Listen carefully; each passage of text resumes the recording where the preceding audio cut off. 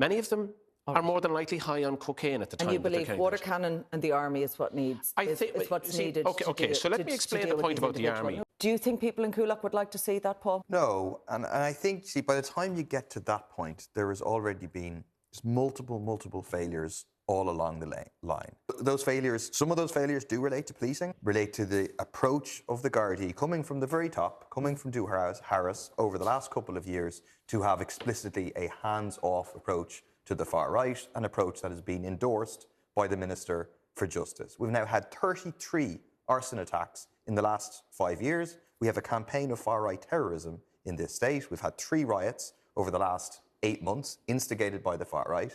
And I think the instigators have been treated with kid gloves. The Gardaí have escorted far right agitators into libraries. They've allowed people to board buses. They have permitted racial abuse outside that site. Do you think there needs to be a more forceful than police and state response to this?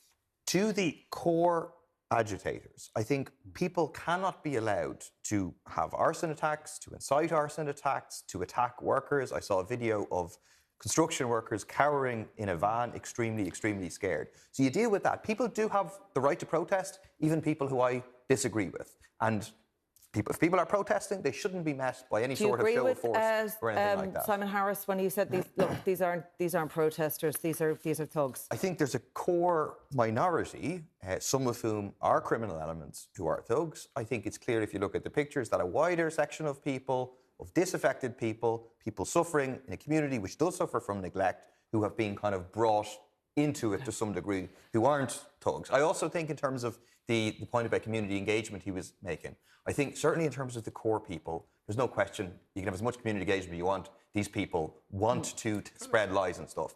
But there is, I mean, I know from my own experience in Tallaght, the state is not good at countering the misinformation. I tell you, in Tallaght Village, there was a rumour going around, 3,000 men were going to be moving into this centre. It was a load of nonsense. It was 300 families, predominantly, all so far women and children. And the state just didn't get that information out there. I mean, I've been involved in this in my own county, and with the greatest respect, it doesn't matter what the state say.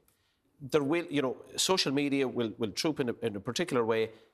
They don't want the people who are pushing this information do not want to believe what the state is saying, and they will counter it on. But it is about reaching the broader layer and saying to them, these are lies, this is the actual truth. I just want to bring Trina O'Connor in.